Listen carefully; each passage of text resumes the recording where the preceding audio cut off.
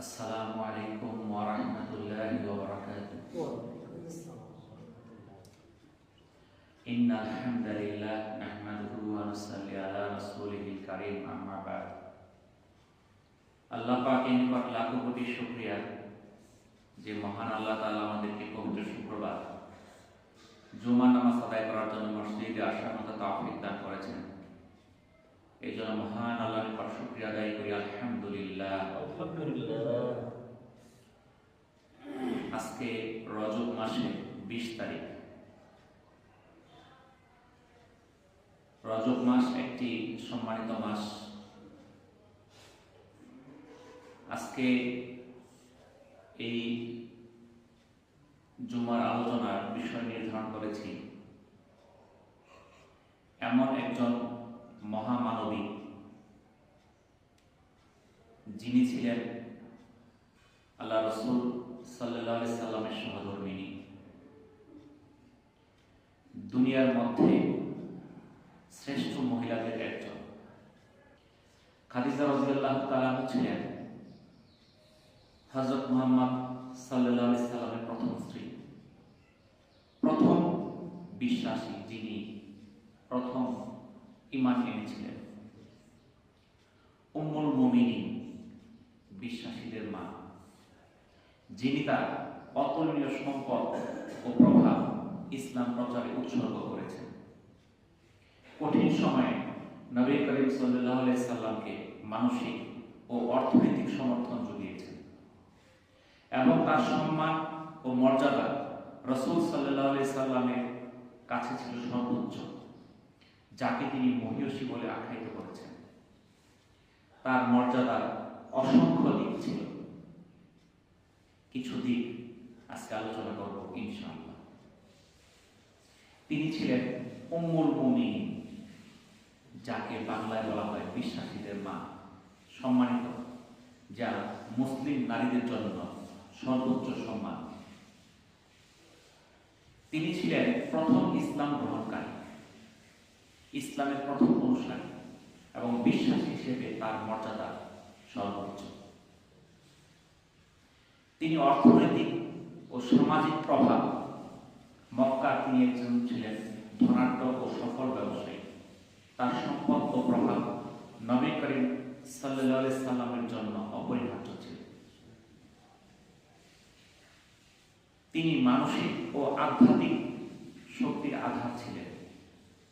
তিনি যখন ওহী নাযিল হয় সেই কঠিন মুহূর্তে রাসূল সাল্লাল্লাহু আলাইহি সাল্লামকে সান্ত্বনা এবং ভরসা জুগিয়েছেন। নবী করিম সাল্লাল্লাহু আলাইহি সাল্লামের কাছে সেটাই ছিল এক বিশাল শক্তি। উম্মুল মুমিনিন খাদিজা কুবরা রাদিয়াল্লাহু তাআলা আনহা ছিলেন আল্লাহ রাসূল সাল্লাল্লাহু আলাইহি সাল্লামের প্রিয়তমা। রাসূল সাল্লাল্লাহু আলাইহি সাল্লাম তাকে অত্যন্ত ভালোবাসতেন, তার সম্মানে অনেক কিছু করতেন। এমনকি তার মৃত্যুর পরও খাদিজা রাদিয়াল্লাহু তাআলা আনহার স্মৃতিচারণ করতেন। যখন কোনো পশু জবাই করতেন, তার যারা বান্ধবী ছিল, আত্মীয় ছিল, তাদের কাছে সেই গোশতের অংশ পাঠাতেন। তাকে সম্মানসূচক উপাধি দেওয়া হয়েছিল খাদিজা কুবরা। আল কুবরা অর্থ হচ্ছে মহিয়সী। তার আরেকটা উপাধি ছিল রাজিয়া, সন্তুষ্টা। তাহলে খাদিজা কুবরা রাদিয়াল্লাহু তাআলা এক মহিয়সী নারী, যার প্রতি আল্লাহ সন্তুষ্ট। তিনার মর্যাদা ছিল দুনিয়াতে, তিনার মর্যাদা থাকবে আখিরাতে। তিনি কখনোই মূর্তি পূজা করেননি। তিনি পবিত্র জীবনযাপন করেছেন, ধার্মিক জীবনযাপন করেছেন, যেটা প্রাক ইসলামী আরবে বিরল ছিল। কারণ ওই সময়টার যুগে মানুষ মূর্তি পূজায় লিপ্ত ছিল, বিভিন্ন গর্হিত কাজে, মন্দ কাজে জড়িত ছিল। কিন্তু তিনি জীবনের কোনো সময় কোনো মন্দ কাজে তিনি জড়িত ছিলেন না। সেই আইনি জাহেলিয়াতের যুগে নিজেকে পবিত্র এবং শ্রেষ্ঠ রেখেছেন। আবু বকর ইবনে শাইবা, আবু কুরাইব এবং ইসহাক ইবনে ইব্রাহিম রাহিমাহুল্লাহ থেকে বর্ণিত। হাদিসটা বর্ণনা করেছেন আব্দুল্লাহ ইবনে জাফর রাদিয়াল্লাহু তাআলা। শুনেছি যে রাসূল সাল্লাল্লাহু আলাইহি সাল্লাম বলেছেন, মহিলাদের মধ্যে শ্রেষ্ঠ হলেন সেই যুগে মরিয়ম বিনতে ইমরান, আর এই যুগে খাদিজা বিনতে খুয়াইলিদ। রাবি আবু কুরাইব রাহিমাহুল্লাহ বলেন, ওয়াকি ইঙ্গিত করলেন আসমান ও জমিনের প্রতি। সহিহ মুসলিমের 6053 নম্বর হাদিস। এই হাদিসটা আল্লাহ রাসূল বললেন কি, সেই যুগে শ্রেষ্ঠ মহিলা কে ছিল? মরিয়ম বিনতে ইমরান। আর আল্লাহ রাসূলের যুগে শ্রেষ্ঠ কে? খাদিজা বিনতে খুয়াইলিদ। কিসের প্রতি ইঙ্গিত করেন? আসমান এবং জমিন। আসমান এবং জমিনের মধ্যে শ্রেষ্ঠ মহিলাদের একজন ছিলেন খাদিজা রাদিয়াল্লাহু তাআলা। মহেশী খাদিজা রাদিয়াল্লাহু তাআলা 555 খ্রিস্টাব্দে জন্মগ্রহণ করেন। ইয়ামেনের আবিসিনিয়া শাসক আব্রাহা ও তার সৈন্যদল কাবা আক্রমণ করার 15 বছর আগে। অর্থাৎ এই আব্রাহা বাদশাহ যখন আবিসিনিয়া থেকে আক্রমণ করে মক্কার দিকে আসতে থাকে, সেই বছরটার 15 বছর আগে হযরত খাদিজাতুল কুবরা রাদিয়াল্লাহু তাআলা জন্মগ্রহণ করেন। সাধারণত মক্কার লোকেরা এই ঘটনাকে কেন্দ্র করে আগে পরের বিভিন্ন ঘটনার দিনগুলোকে হিসাব করত।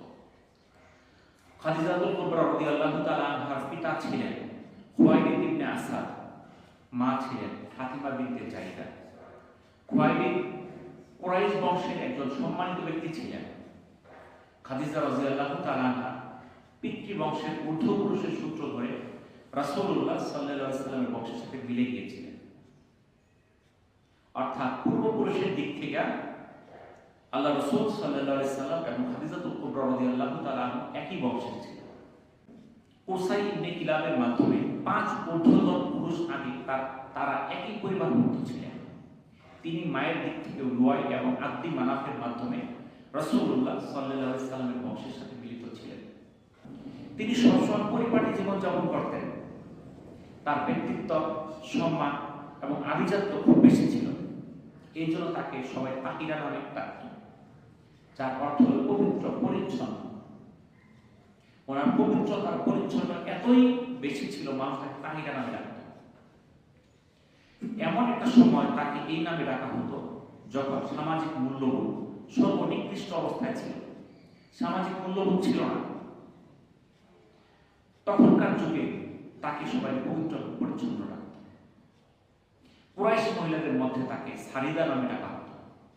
এটা একটা বিশেষ সম্মান সূচক নাম, যার অর্থ বিশিষ্ট মহিলা। তাকে জাইদা নামেও ডাকা হতো। তার প্রথম স্বামী ছিলেন আবু হালা হিন্দ ইবনে জারা। বিয়ের কিছুদিন পরে তার মৃত্যুবরণ ঘটে। তার স্বামীর মৃত্যুর কারণটা ওনার সামনে একটা সৌভাগ্যের দ্বার উন্মোচন করে দেয়। সেই ঘরে খাদিজা রাদিয়াল্লাহু তাআলা আনহার 2টা ছেলে ছিল। একজন নাম ছিল হারা, আরেকজন নাম ছিল হিন্দ। হিন্দ রাসূল সাল্লাল্লাহু আলাইহি ওয়াসাল্লামের সাথে বদর এবং উহুদ যুদ্ধে শরীক হয়েছিলেন। রাসূল সাল্লাল্লাহু আলাইহি ওয়াসাল্লামের ইন্তেকালের পর ইসলামের চতুর্থ খলিফা হযরত আলী রাদিয়াল্লাহু তাআলা খিলাফতকাল পর্যন্ত তিনি জীবিত ছিলেন। এই সময় তিনি জঙ্গে জামাল যুদ্ধে আলী রাদিয়াল্লাহু তাআলা পক্ষে লড়াই করেন এবং এই যুদ্ধে সত্য প্রতিষ্ঠার সংগ্রামে তিনি শহীদ হন। হিন্দ রাদিয়াল্লাহু তাআলা আনহু রাসূল সাল্লাল্লাহু আলাইহি ওয়াসাল্লামের ঘরে বেড়ে উঠেছিলেন। খাদিজা কুবরা রাদিয়াল্লাহু তাআলা প্রথম স্বামীর মৃত্যুর পর বনু মাখজুম গোত্রের আতিক ইবনে আইয়াদ এর সাথে বিবাহ বন্ধনে পুনরায় আবদ্ধ হন। খুব অল্প সময়ের মধ্যে আতিক ইবনে আইয়াদ মৃত্যুবরণ করেন। মৃত্যুর আগে তিনি এক মেয়ে সন্তান রেখে যান, তার নাম ছিল হিন্দ। খাদিজাতুল কুবরা রাদিয়াল্লাহু তাআলা আনহা ছিল কিছু ঐশী নিদর্শন। একবার খাদিজাতুল কুবরা রাদিয়াল্লাহু তাআলা একটা উজ্জ্বল আলো দেখতে পেলেন। সেটা হয় সূর্য, না হয় চাঁদের মতো। আলোটা তার ঘরে এসে পড়েছে, এমনকি তার কুলে এসে কিরণ ছড়াচ্ছে, আর তাতে সারা দুনিয়া উজ্জ্বলে ভরে গেছে। তিনি ঘুম থেকে উঠে ভয়ে এবং বিব্রত অবস্থায় উঠলেন। তিনি বুঝলেন এই স্বপ্নে নিশ্চয়ই কোনো তাৎপর্য আছে। তিনি ঘরের মধ্যে ঘুমায় আছেন, স্বপ্নে দেখতেছেন কি তার ঘরের কোণে একটা উজ্জ্বল আলো দেখা যাচ্ছে। হয় সূর্য নয় চাঁদ, এত উজ্জ্বল, উজ্জ্বলতা তার ঘরে এসে পড়েছে, তার কুলে এসে কিরণ দিচ্ছে, আর তাতে সারা দুনিয়া উজ্জ্বলে ভরে গেছে। তখন তিনি চিন্তা করলেন, এটা এমন এক স্বপ্ন, নিঃসন্দেহে এর মধ্যে কোনো তাৎপর্য আছে। তখন তিনি তার চাচা ভাই অরওয়াকার কাছে সমাধানের জন্য গেলেন। অরওয়াকা ছিলেন একজন জ্ঞানী ব্যক্তি, যিনি পূর্ববর্তী যে আসমানি কিতাব ছিল সেই কিতাবগুলো সম্বন্ধে অনেক জ্ঞানী ছিলেন। আমরা জানি আল্লাহ তাআলা আসমানি কিতাব নাযিল করছেন কয়টা? 104টা। এর মধ্যে 4টা বড়। সর্বশ্রেষ্ঠ গ্রন্থ আল কোরআন। এর আগে 3টা বড় গ্রন্থ আছে, তাওরাত, জবুর, ইনজিল। ওই কিতাবগুলোর মধ্যে আল্লাহর রাসূলের এই দুনিয়াতে আগমনের বৈশিষ্ট্য, চিহ্ন, সকল কিছু বর্ণনায় দেওয়া ছিল। আর অরওয়াকা সেই আসমানি কিতাবগুলো সম্বন্ধে ওয়াকিবহাল ছিলেন, অনেক জ্ঞানী ছিলেন। তখন সেই বয়োবৃদ্ধ অরওয়াকার কাছে গেলেন কে? আম্মাজান খাদিজাতুল কুবরা রাদিয়াল্লাহু তাআলা। এই বয়োবৃদ্ধ অরওয়াকা তার আগমনে কিছু একটা ঘটেছে বলে টের পেলেন। আর যখন তার কাছে তিনি পুরো ঘটনা শুনলেন, তিনি অবাক হয়ে গেলেন। তার বিচার বিবেচনা এবং মন্তব্য আগের মতোই ছিল। তিনি ওই সময় এমন একজন ব্যক্তি ছিলেন যে কিনা নবীর আগমনের বিষয়টি বাস্তব আকারে উপলব্ধি করতে পেরেছিলেন। তিনি সেই কিতাবগুলো দেখে উপলব্ধি করেছিলেন যে নবী তো আসবে অত্যন্ত সন্নিকটে।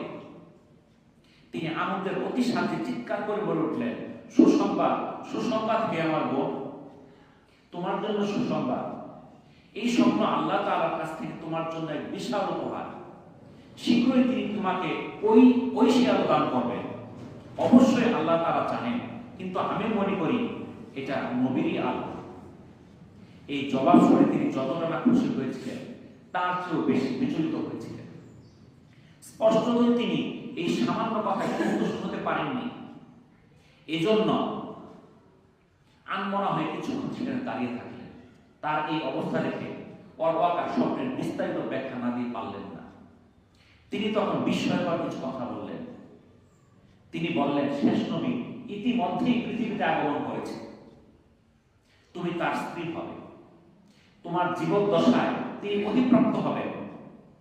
তার ধর্ম সারা পৃথিবীতে ছড়িয়ে পড়বে। তুমি সর্বপ্রথম তার ধর্মে ঈমান আনবে। তিনি কুরাইশ বংশের হাসিন পুত্রভুক্ত হবেন। বিস্তারিত বলে দিলেন। এটা তিনি ভবিষ্যৎবাণী বললেন, অনুমান করলেন না। এটা ভবিষ্যৎবাণী না, এটা অনুমান না। এটা হল পূর্ববর্তী আসমানি কিতাবের মধ্যে যে বৈশিষ্ট্যগুলো ছিল সেগুলো সম্বন্ধে উনি জ্ঞাত ছিলেন, জানতেন। তিনি অরওয়াকার কাছ থেকে বিস্তারিত জেনে ফেরত আসলেন। উনি ব্যবসায়ী ছিলেন। উনি লোক দ্বারা ব্যবসা করাইতেন, নিজে ব্যবসা করতেন না। অনেকে মনে করে আল্লাহ রাসূল ব্যবসায়ী ছিলেন, তাহলে বাজারে যায় মনে ব্যবসা করতো না। উনি লোক দ্বারা, লোকের মারফত ব্যবসা বাণিজ্য করাতেন। খাদিজা রাদিয়াল্লাহু তাআলা একবার দামেস্কে বাণিজ্য কাফেলা পাঠানোর সিদ্ধান্ত নেন। এই জন্য তিনি একজন বিশ্বস্ত লোক খুঁজছিলেন যে তার পক্ষে ব্যবসা পরিচালনা করবে। আজকালকে বর্তমানে দেখবেন যে অনেকেই বয়ান করে, বিভিন্ন রাজনৈতিক মঞ্চ উঠা যে আল্লাহ রাসূলের স্ত্রী ব্যবসা করছে, আমরা ব্যবসা করলে সমস্যা কি? রাসূল সাল্লাল্লাহু আলাইহি ওয়াসাল্লামের স্ত্রী কখনোই ব্যবসার জন্য কখনো সফরে যায় নাই, হাটে বাজারে ঘুরে নাই, কোনো দোকানেও বসে নাই। তিনি লোক দ্বারা ব্যবসা পরিচালনা করেছেন। যখন তিনি এই দামেস্কে বাণিজ্য কাফেলা পাঠানোর সিদ্ধান্ত নেন, তখন তিনি একজন বিচক্ষণ, একজন জ্ঞানী, বিশ্বস্ত একটা ব্যক্তি ছিলেন। প্রতিবারের মতো এবারও তিনি সম্ভাব্য প্রার্থীদের মধ্যে থেকে কোন একজনকে নির্বাচন করে ব্যবসার দায়িত্ব দিবেন। আবু তালিব খাদিজা রাদিয়াল্লাহু তাআলা আনহা এই ঘোষণা শুনেছিলেন। ভালো লোক বুঝতেছেন, কে শুনছে? আবু তালিব। তিনি খাদিজা কুবরা রাদিয়াল্লাহু তাআলা আনহার ঘোষণা শোনার পর কি করলেন? খাদিজা রাদিয়াল্লাহু তাআলা আনহার নিকটে যেতে উৎসাহিত হলেন এবং এর সাথে রাসূল সাল্লাল্লাহু আলাইহি সাল্লামের জীবনের নতুন পথ উন্মোচিত হয়। খাদিজা রাদিয়াল্লাহু তাআলা আনহা তার সবচেয়ে নির্ভরযোগ্য দাস মাইসারাকে মুহাম্মদুর রাসূলুল্লাহ সাল্লাল্লাহু আলাইহি সাল্লামের কাফেলার সাথে পাঠালেন। যখন আবু তালিব শুনলেন যে একজন লোক খুঁজতেছে, তখন উনি কি করলেন? রাসূল সাল্লাল্লাহু আলাইহি সাল্লামকে সাথে করে নিয়ে উনি গেলেন যে এই বিশ্বস্ত লোক, একে যদি পাঠানো যায় তাহলে কি করা যায়, তোমার ব্যবসা সুন্দরভাবে পরিচালনা করবে। আর আল্লাহ রাসূল ছিলেন এমন এক গুণের অধিকারী, নবী হওয়ার আগেই কাফেররা পর্যন্ত তাকে আল আমিন ডাকত, বিশ্বাসী ডাকত। উনি কখনোই মিথ্যা কথা বলতেন না, আমানতের খেয়ানত করতেন না, কাফেররা পর্যন্ত তার কাছে টাকা পয়সা আমানত রেখে যেত। তাহলে কত বিশ্বাসী ছিলেন। তখন হযরত খাদিজা কুবরা রাদিয়াল্লাহু তাআলা আল্লাহ রাসূলকে তার ব্যবসার জন্য একজন বিশ্বস্ত লোক হিসেবে নির্বাচিত করেন। খাদিজা কুবরা রাদিয়াল্লাহু তাআলা একজন দাস ছিল, একটা দাসী ছিল, নাম ছিল মাইসারা। মুহাম্মদুর রাসূলুল্লাহ সাল্লাল্লাহু আলাইহি সাল্লামের কাফেলার সাথে তাকে পাঠাইলেন। তিনি তাকে বারবার সতর্ক করলেন এবং ওয়াদা দিলেন যে তাকে যা বলা হয়েছে সেই জন্য ঠিকঠাক মতো করে। খাদিজাতুল কুবরা তাকে যে নির্দেশনা দিচ্ছে সেই মাইসারাকে সেজন্য সঠিকভাবে পরিচালনা করে, সেই দায়িত্ব পালন করে। তার দায়িত্ব ছিল রাসূল সাল্লাল্লাহু আলাইহি সাল্লামের খেদমত করা এবং পুরো সফরে যা ঘটবে তার সবিস্তারে খাদিজাতুল কুবরা রাদিয়াল্লাহু তাআলার কাছে বলা। তখন এটা কেন করছিলেন এর মধ্যে একটা ইঙ্গিত রয়েছে। এই বিশ্বস্ত লোকটার সঙ্গে আরেকটা লোক দিলেন, আমরা যাকে গোয়েন্দা বলি, তার খেদমত করবে, পাশাপাশি সফরে কি কি করে, ওই ব্যক্তির আচার আচরণ কি কি কর্মকাণ্ড টোটাল সে খেয়াল রাখবে, দেখবে এবং ফেরত আসার পর খাদিজাতুল কুবরা রাদিয়াল্লাহু তাআলার কাছে সেটা বিস্তারিত জানাবে। এই দায়িত্ব দিয়ে তিনি সেই সফরে দামেস্কে পাঠাইলেন। এক্ষেত্রে কোনো কিছু ভুলে গেলে তাকে সতর্ক করে দেওয়া হলো, যদি কোনো কিছু ভুলে যাও তোমাকে কোনো ক্ষমা করা হবে না। খুব সতর্কতার সঙ্গে বিষয়গুলো লক্ষ্য করে। খাদিজাতুল কুবরা রাদিয়াল্লাহু তাআলা জানতেন মুহাম্মদুর রাসূলুল্লাহ সাল্লাল্লাহু আলাইহি সাল্লামের কাছে, এত কাছে, তার থেকে বেশি উপকৃত হওয়ার জন্য সর্বাত্মক চেষ্টা করা উচিত। এজন্য তিনি মাইসারাকে তার দায়িত্বের গুরুত্ব সম্পর্কে বারবার সতর্ক করে দিচ্ছিলেন। ওয়াদা নিয়েছিলেন ফেরার পথে যেন কোনো ঘটনায় বাদ না যায় বলে তাকে পাঠাতেন দামেস্ক সফরে। এক পর্যায়ে সেখানে মাইসারা এক ব্যক্তির সঙ্গে মুহাম্মদুর রাসূলুল্লাহ সাল্লাল্লাহু আলাইহি সাল্লামের উত্তপ্ত আলোচনার বিষয় শুনতে পান যে এক ব্যক্তির সঙ্গে তর্ক হচ্ছে, উচ্চবাচ্য হচ্ছে। তিনি দ্রুত এই ঘটনা জানার জন্য উদ্গ্রীব হয়ে উঠলেন। ব্যাপারটা কি, কিসের জন্য বিতর্ক? লোকটি মুহাম্মদ সাল্লাল্লাহু আলাইহি সাল্লামকে ওই সময় সবচেয়ে বড় দেবতা। তখন ওখানে যারা আইয়ুব জাহিলিয়াতের যুগে সেখানে কাফির মুশরিক যারা ছিল, তাদের যে সবচেয়ে বড় দেবতা লাত আর উজ্জার নামে কসম করতে বলেছে। আল্লাহ রাসূলকে বলছে যে লাত আর উজ্জার নামে কসম করো, সত্য বলতেছো কিনা? কারণ আল্লাহ রাসূল যে আল আমিন এটা মক্কাবাসী জানতো, দামেস্কবাসী জানতো না। ওখানে ব্যবসার জন্য প্রথম গেছে, তখন তার কাছে তার সত্যতার পরিচয়ের জন্য বলতেছে তুমি লাত আর উজ্জার নামে কসম করো। কিন্তু আল্লাহ রাসূল কিভাবে কসম করবে একজন মূর্তির নামে? এটা হতে পারে না। তিনি সারা জীবন এসব কর্মকাণ্ড ঘৃণা করেছেন।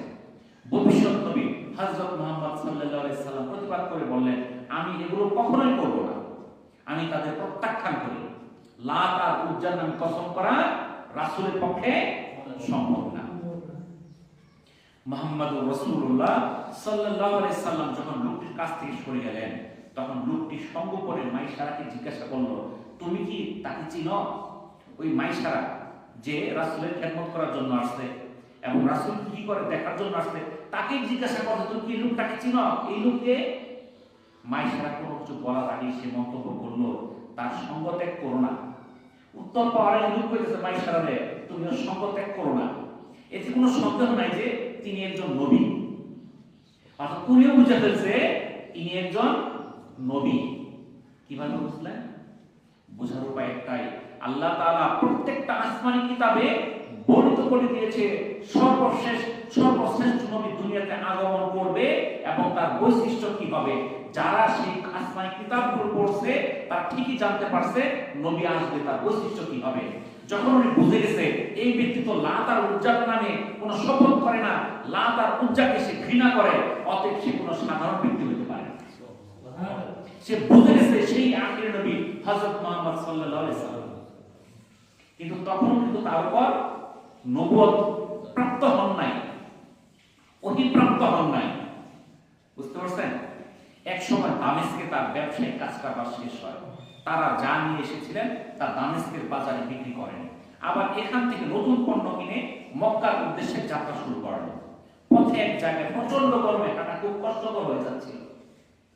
তখন তারা সেখানে যাত্রা বিরতি করতে বাধ্য হল। যে যেভাবে পারছিলেন বিশ্রাম নিচ্ছিলেন। মুহাম্মদুর রাসূলুল্লাহ সাল্লাল্লাহু আলাইহি সাল্লাম একটি পুরনো গাছের ছায়ায় গিয়ে বসলেন। এর একটু পরে মাইসারা দেখলেন কেউ একজন দূর থেকে দৌড়ে তার কাছে আসছেন। তিনি ছিলেন তখনকার বিখ্যাত পাদ্রী নেস্তর। দূর থেকে তিনি কাফেলাকে স্মরণ করছিলেন। তিনি মাইসারার কাছে এসে হাঁপাতে হাঁপাতে বললেন, গাছের নিচে যিনি বিশ্রাম নিচ্ছেন তিনি কে? তিনি দৌড়ে আসতে হাঁপাই গেছে, বলছে গাছের নিচে বিশ্রাম নিচ্ছে তিনি কে? মাইসারার জন্য এটা একটা সহজ প্রশ্ন ছিল, তিনি সহজে উত্তর দিতে পারতেন। তিনি নির্দ্বিধায় জবাব দিলেন, তিনি মুহাম্মদ আব্দুল্লাহর ছেলে, তিনি হাসিম পুত্রের একজন যুবক। বিস্তারিত বললেন না। কি বললেন? উনি মুহাম্মদ আব্দুল্লাহর ছেলে, তিনি হাসিম পুত্রের যুবক। কিন্তু পাদ্রী এই কথা সন্তুষ্ট হইল না। ইনি একজন সাধারণ ব্যক্তি না, তিনি বুঝে গেছেন। তিনি তার ভাব ভঙ্গিমায় প্রকাশ করলেন, তুমি জানো না? তিনি অত্যন্ত জোর দিয়ে বললেন, আমি কসম করে বলছি এই গাছের নিচে যিনি আছেন তিনি নবী ছাড়া আর কেউ না। তিনি দূর থেকে বুঝে গেছেন। কিভাবে বুঝতো? পাদ্রী মাইসারাকে আরো কিছু প্রশ্ন করলেন। সেই পাদ্রী মাইসারাকে আরো জিজ্ঞাসা করতেছে। তিনি সেসব প্রশ্নের উত্তর পান। তখন তিনি খুব সাবধানতার সঙ্গে বলেন, তিনি প্রতিশ্রুত নবী, এতে কোনো সন্দেহ নাই, তিনি হবেন সর্বশেষ নবী। বাণিজ্যিক কাফেলা আবার যখন যাত্রা শুরু করলো, মাইসারা অবাক বিস্ময় লক্ষ্য করলো, রৌদ্রের প্রচন্ড উত্তাপে দুইজন ফেরেশতা মেঘের আকারে চলছে। দুটো মেঘ সেই উত্তপ্ত আবহাওয়ায় তাকে অনবরত অনুসরণ করছে। তিনি যেখানে যাচ্ছেন সেখানেই যাচ্ছে, তিনি যেখানে থেমে যাচ্ছেন সেখানেও দুটো থেমে যাচ্ছে, সেই মেঘ দুটো থেমে যাচ্ছে। অর্থাৎ প্রখর রৌদ্রে রাসূল সাল্লাল্লাহু আলাইহি ওয়াসাল্লামের মেঘের মতো ছায়া দিচ্ছে দুজন ফেরেশতা। যেখানে যান সেই ছায়া থাকে, যেখানে বসেন ছায়া সেখানে স্থির থাকে, চলেন ছায়া চলাচল করে। আল্লাহ রাসূল যে নবী হবেন সেই ইঙ্গিত চারদিকে ছড়িয়ে পড়ছিল। যখন খাদিজাতুল কুবরা রাদিয়াল্লাহু তাআলা আনহার কাছে সেই মাইসারা দাস আসলো, তখন রাসূল সাল্লাল্লাহু আলাইহি ওয়াসাল্লামের বিস্তারিত ঘটনা তার কাছে বললেন। মাইসারা কি বললো? খাদিজাতুল কুবরা রাদিয়াল্লাহু তাআলা আনহার বিস্তারিত ঘটনা জানালেন, এই ঘটনাগুলো ঘটছিল। এই পাদ্রী এটা বলছে কি কি ঘটনা ঘটছে বিস্তারিত তিনি খাদিজাতুল কুবরা রাদিয়াল্লাহু তাআলা আনহার কাছে জানাইলেন। তখন খাদিজাতুল কুবরা যে স্বপ্ন দেখেছিল যে তার কোলে একটা চাঁদ, একটা সূর্যের মতো আলো আশ্রয় নিচ্ছে, বিশ্রাম নিচ্ছে, তিনি বুঝে গেলেন সেই তো আমার সুবর্ণ সুযোগ, আমি তাকে বিয়ে করতে চাই। তার মনের মধ্যে একটা আকাঙ্ক্ষা হয়ে গেল। খাদিজাতুল কুবরা রাদিয়াল্লাহু তাআলা আনহা তার অন্তরের কথা তার বান্ধবীকে জানালেন। তার বান্ধবীর নাম ছিল নাফিসা। তিনি বললেন, হে নাফিসা, এই ব্যাপারে কোনো সন্দেহ নাই যে আমি আব্দুল্লাহর ছেলে মুহাম্মদের চেয়ে বেশি উন্নত চারিত্রিক উৎকর্ষতা দেখেছি। অর্থাৎ এমন সম্ভব না, তার চেয়ে চারিত্রিক উন্নত উৎকর্ষ কারো হতে পারে না, এর চেয়ে বেশি কাউকে আমি দেখি নাই, যা আমি ইতিপূর্বে কারো কাছে দেখি নাই। তার চারিত্রিক এত সৌন্দর্য, তার চারিত্রিক এত বৈশিষ্ট্য, এত সৎ, এত আদর্শবান একটা ব্যক্তি। কারণ তিনি তো সেই সফরে পাঠিয়েছিলেন মাইসারাকে, যে তার সাথে সাথে থেকেছিল, সে সঠিকভাবে বাণিজ্য পরিচালনা করেছিল, সে কোনো টাকা কাটতে করেন নাই, যা লাভ হয়েছে সঠিকভাবে উপস্থাপন করেছে। ইচ্ছা করলে সেখান থেকে কিছু সরানোর সুযোগ ছিল, কিন্তু তা কিছুই করেন নাই, সততার সঙ্গে ব্যবসা পরিচালনা করেছে। তিনি একজন সৎ ছিলেন, আল্লাহ রাসূলের বিশ্বস্ত ব্যক্তি ছিলেন, সম্মানিত ব্যক্তি ছিলেন, পবিত্র ছিলেন। তিনি পৃথিবীর শ্রেষ্ঠ একজন মানুষ, যার সাথে দেখা করার আগ্রহ লুকানো সম্ভব না। তদুপরি তার ব্যাপারে অনেক ভালো ও অলৌকিক ঘটনাও তিনি মাইসার কাছ থেকে শুনেছেন। আর যখন এই মাইসারা সে পাদ্রীর ঘটনাগুলো শুনছিলেন তখন তিনি বিস্মিত হয়েছিলেন যে দামেস্ক থেকে ফেরার পথে মেঘখণ্ড তাকে ছায়া দিয়েছিল। আমি বিশ্বাস করি তিনি বহু প্রতীক্ষিত নবী ছাড়া আর কেউ নন। আমি বিশ্বাস করি তিনি হলেন সর্বশেষ নবী। নাফিসা বিষয়টিকে বোঝার চেষ্টা করছিলেন। তিনি বললেন, ঠিক আছে, কিন্তু এর সাথে তোমার এই দিনরাত অস্থিরতার কি সম্পর্ক? খাদিজাতুল কুবরা রাদিয়াল্লাহু তাআলা অস্থির ছিলেন। খাদিজা রাদিয়াল্লাহু তাআলা বোঝাতে পারলেন, তাকে আরো পরিষ্কার করে বলতে হবে। তিনি বান্ধবীকে তাকে বললেন, আমি তার সাথে বিবাহ বন্ধনে আবদ্ধ হতে চাই। পরিষ্কার ভাবে বলেন, কাকে? নাফিসাকে। কিন্তু আমি কি করে অগ্রসর হব? তুমি আমাকে বুদ্ধি পরামর্শ দাও। নাফিসা বলল, তুমি যদি আমাকে অনুমতি দাও তাহলে আমি এই বিষয়ে আরো তথ্য তোমাকে এনে দিতে পারি। এরকম জবাবের জন্য খাদিজাতুল কুবরা রাদিয়াল্লাহু তাআলা প্রস্তুত ছিলেন, অপেক্ষা করছিলেন। তিনি সরাসরি বললেন, তুমি যা পারো তুমি অগ্রসর হও। নাফিসা এই কথা শুনে তখনই খাদিজাতুল কুবরা রাদিয়াল্লাহু তাআলার কাছ থেকে উঠে দাঁড়ালেন। তিনি মুহাম্মদুর রাসূলুল্লাহ সাল্লাল্লাহু আলাইহি ওয়াসাল্লামকে খুঁজে বের হলেন।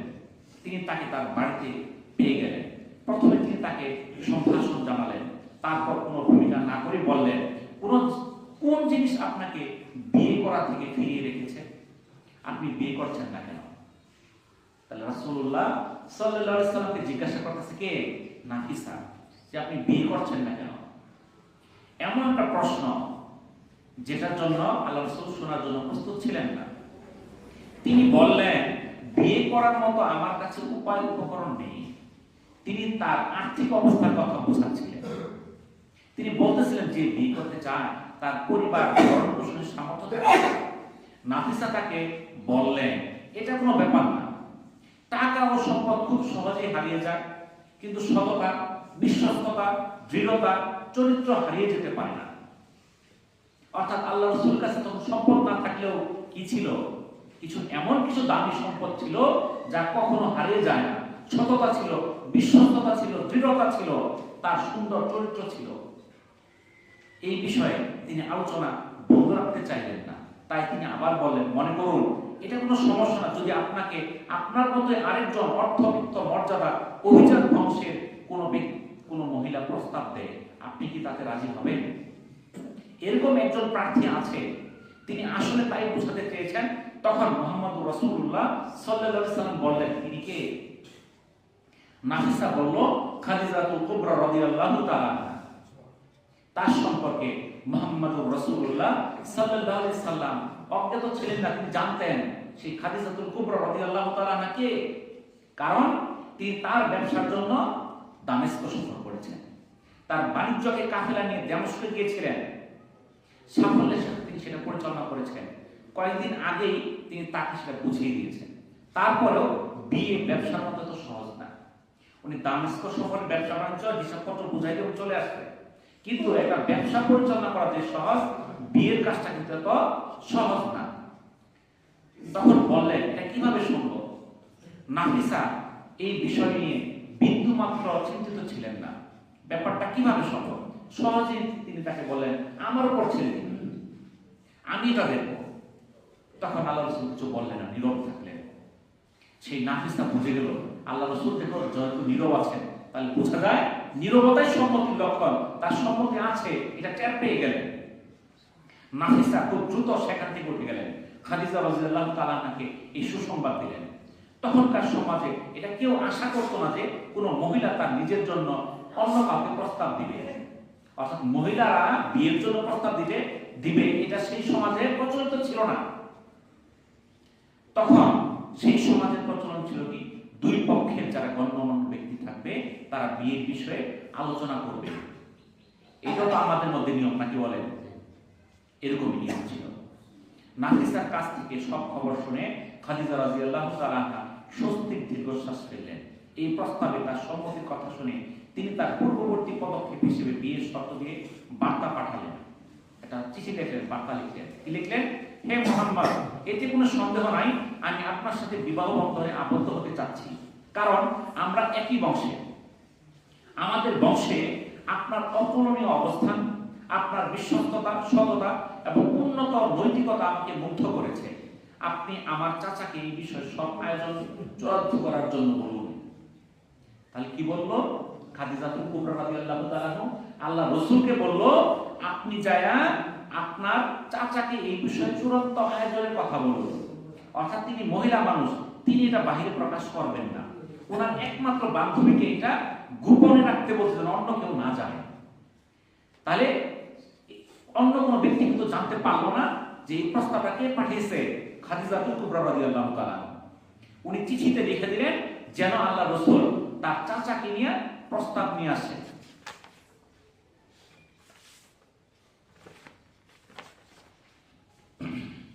মুহাম্মাদুর রাসূলুল্লাহ সাল্লাল্লাহু আলাইহি সাল্লাম উনি চিন্তা করলেন, আমার যারা মুরব্বী আছে, চাচা আছে, তাদের সঙ্গে সিদ্ধান্ত করেই আমি এই ব্যাপারে আমি চূড়ান্ত সিদ্ধান্ত নিব। প্রস্তাব পাওয়ার পর তিনি তার চাচা আবু তালিবের কাছে গেলেন। তিনি তাকে নাফিসার সব কথা খুলে বললেন এবং বিয়ের প্রস্তাবের ব্যাপারেও তাকে অবহিত করলেন। আবু তালিব তার ভাতিজাকে অনেক বেশি মূল্যায়ন করতেন, অনেক বেশি স্নেহ করতেন, আদর করতেন। তিনি জানতেন তার সমকক্ষ কেউ নেই, তার সমকক্ষ কেউ হতে পারবে না। আবার খাদিজাও এমন এক মহিলা যাকে উপেক্ষা করা যায় না। উনি অর্থ, সম্পদ, ব্যক্তিত্ব, পবিত্রতা সব দিকে তিনি শ্রেষ্ঠত্বের সম্মানী ছিলেন। তিনি সম্মান এবং আভিজাত্যের মধ্যে জীবনযাপন করেছেন। বংশ এবং গৌরবের দিক থেকেও তিনি ছিলেন অনেক উপরে। আবু তালিব বুঝতে পারলেন যে এই প্রস্তাবের ব্যাপারে তার ভাতিজার দ্বিমত নেই, এই জন্য এই প্রস্তাবের অনুমতি দিয়ে দিলেন। বিয়ের দেনমোহর ধার্য করা হয় 500 দিরহাম। এর অর্ধেক তিনি বিয়ের আগেই পরিশোধ করেন, আর বাকি অংশ বিয়ের পর। অন্য বর্ণনায় আছে 20টি উটের ওয়াদা দিয়েছিলেন, যার মূল্য ছিল 500 দিরহাম। 20টা উট, বর্তমানে কিন্তু এটার দাম বিশাল, তখনও ছিল বিশাল। এখন 500 দিরহাম আমাদের কাছে কম মনে হচ্ছে, তখন 500 দিরহাম দিয়ে 20টা উট পাওয়া যেত। সেই বিয়েতে আল্লাহ রাসূলের দুধমা হালিমাকেও কি উনি আমন্ত্রণ দিয়েছিলেন, দাওয়াত দিয়েছিলেন। মা হালিমা, হালিমা ছিলেন আল্লাহ রাসূল সাল্লাল্লাহু আলাইহি ওয়াসাল্লামের দুধমা, যিনি আলী ইবনে আবু তালিবের দায়িত্ব নেন। আলী রাদিয়াল্লাহু তাআলা আনহুকেও ছোটবেলা লালন পালনের দায়িত্ব কে নিয়েছিলেন? হালিমা। এই কাজের মাধ্যমে তার কাঁধে এটি মুহাম্মাদুর রাসূলুল্লাহ সাল্লাল্লাহু আলাইহি ওয়াসাল্লামের দায়িত্ব নিয়েছিলেন, দায়িত্ব করে নিয়েছিলেন আলী রাদিয়াল্লাহু তাআলা আনহু। খাদিজা রাদিয়াল্লাহু তাআলা আনহা তখন নতুন বাড়িতে আলী রাদিয়াল্লাহু তাআলা আনহুর মায়ের ভূমিকা পালন করেন। এভাবে আলী রাদিয়াল্লাহু তাআলা আনহু একজন আদর্শ শ্রেষ্ঠ মানুষের কাছ থেকে শিক্ষা দীক্ষায় সুযোগ পান। এই বাড়িতে জায়েদ বিন হারিসাও ছিলেন। জায়েদ বিন হারিসা ছিলেন একজন স্বাধীন পরিবারের সন্তান, কিন্তু বন্দী হয়ে দাসদের বাজারে বিক্রি হয়ে যান। তার পরিবার ছিল স্বাধীন, কিন্তু তিনি বন্দী হয়ে দাসদের বাজারে বিক্রি হয়ে যান। হাকিম ইবনে হিজাম তাকে উকাজ মেলা থেকে কিনে নিয়ে আসেন এবং খাদিজা রাদিয়াল্লাহু তাআলা আনহার কাছে হাতে সুপর্দ করেন। জায়েদ খাদিজা রাদিয়াল্লাহু তাআলা আনহার খেদমতে জীবনযাপন করছিলেন। মুহাম্মাদুর রাসূলুল্লাহ সাল্লাল্লাহু আলাইহি সাল্লামের সাথে যখন খাদিজাতুল কুবরা রাদিয়াল্লাহু তাআলা আনহার বিয়ে সম্পন্ন হয়, তারপর খাদিজাতুল কুবরা রাদিয়াল্লাহু তাআলা আনহু কি করেন? এই জায়েদ বিন হারিসাকে আল্লাহ রাসূলের খেদমতে পেশ করেন। দাস হয়ে বিক্রি হয়েছিলেন যিনি, তখন জায়েদের বাবা এবং চাচা অনেক কষ্ট করে মক্কায় তাকে খুঁজে বের করলো, কিন্তু তিনি তাদের কাছে ফিরে গেলেন না, রইলেন আল্লাহ রসুলের কাছে। আর আল্লাহ রসুল তাকে কি হিসেবে গ্রহণ করলেন? নিজের পালক পুত্র হিসেবে।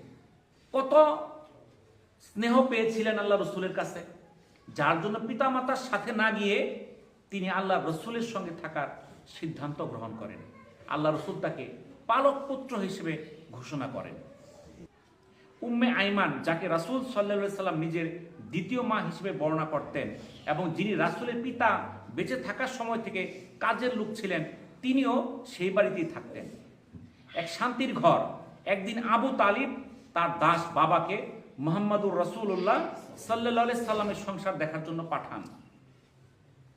আবু তালিব কি করলো? তার দাসকে রাসূল সাল্লাল্লাহু আলাইহি সাল্লামের সংসার দেখার জন্য পাঠাইলেন। তিনি দেখতে চেয়েছিলেন তার ভাতিজার সাথে কেমন ব্যবহার করা হচ্ছে। নাবা ফিরে গিয়ে আবু তালিবকে বললেন, আমি যা দেখেছি তা খুবই চমৎকার। যখনই খাদিজা মুহাম্মদকে বাড়ির দিকে আসতে দেখেন, তখন তিনি দৌড়ে দরজার কাছে যান মুহাম্মদ সাল্লাল্লাহু আলাইহি সাল্লামকে প্রথমে স্বাগত জানিয়ে তার হাত দুটো ধরেন, তারপর বলেন, আপনাকে ছাড়া এটা আমি অন্য কারোর জন্য করতে পারবো না। আমি জানি আপনি সেই প্রতিশ্রুত নবী। আপনি যখন নবী হবেন তখন আমাকে ভুলে যাবেন না, আপনার অন্তর থেকে আমাকে মুছে ফেলবেন না। আপনি আমার জন্য আল্লাহর কাছে দোয়া করুন, যিনি আপনাকে পাঠিয়েছেন। যখন মুহাম্মদ সাল্লাল্লাহু আলাইহি সাল্লাম খাদিজার কাছ থেকে এরকম হৃদয়স্পর্শী কথা শুনতেন, তখন তিনি বলতেন, আল্লাহর কসম, আমি যদি সেই ব্যক্তি হয়ে থাকি তাহলে আমি তোমাকে কোনোদিনই ভুলব না। উনি ওয়াদা করেছিলেন, আমি তোমাকে কখনো ভুলব না। খাদিজাতুল কুবরা রাদিয়াল্লাহু তাআলা আনহু দুনিয়ার মধ্যে শ্রেষ্ঠ নারীদের একজন। ওনার শ্রেষ্ঠত্বের অনেকগুলো কারণ আছে। তো খাদিজাতুল কুবরা রাদিয়াল্লাহু তাআলা আনহুর যে জীবনের বিভিন্ন অংশটা, সেটা ইনশাআল্লাহ বাকি অর্ধেক যেটুকু আগামী শুক্রবার আলোচনা করার চেষ্টা করব, কারণ সম্পূর্ণ আজকে বলে শেষ করা যাবে না। খাদিজাতুল কুবরা রাদিয়াল্লাহু তাআলা আনহুর যে জীবনীটা, আপনি যেটা ভালো বই পড়তে চান, এই বইটা 500 থেকে 600 পৃষ্ঠা পড়তে হবে। বুঝতে পারছেন? এরকম একটা বই থেকে এই লেখাটা আমার সম্পূর্ণ পড়তে হয়েছে, ছোট করতে হয়েছে। আজকেও সকাল 9টা থেকে ওইটা মানে 12টা 5 পর্যন্ত আমি লিখছি কম্পিউটার, তারপরে একটু নিয়ে আসছি। খাদিজাতুল কুবরা রাদিয়াল্লাহু তাআলা আনহু দুনিয়ার মধ্যে একজন শ্রেষ্ঠ মানবী ছিলেন, যাকে নির্বাচিত করেছিলেন আল্লাহ রাসূলের জন্য। এই সাহাবীদের অনুসরণ করা আমাদের কি অপরিহার্য। আর আমরা যদি এইরকম মহিষী নারীদের কাহিনী শুনি, তাদের অনুসরণ করতে পারি, আমরা আদর্শ জীবন পরিচালিত করতে পারি। এই জন্য আমরা এই নবীদের ঘটনা, সাহাবীদের ঘটনা, এগুলো সঠিকভাবে জানার চেষ্টা করি, মনে রাখার চেষ্টা করি এবং তাদের অনুসরণ করার চেষ্টা করি। আল্লাহ তাআলা আমাদেরকে তৌফিক দান করুন। ওয়া আখিরু দাওয়ানা আলহামদুলিল্লাহি রাব্বিল আলামিন। আসসালামু আলাইকুম ওয়া রাহমাতুল্লাহি ওয়া বারাকাতুহু।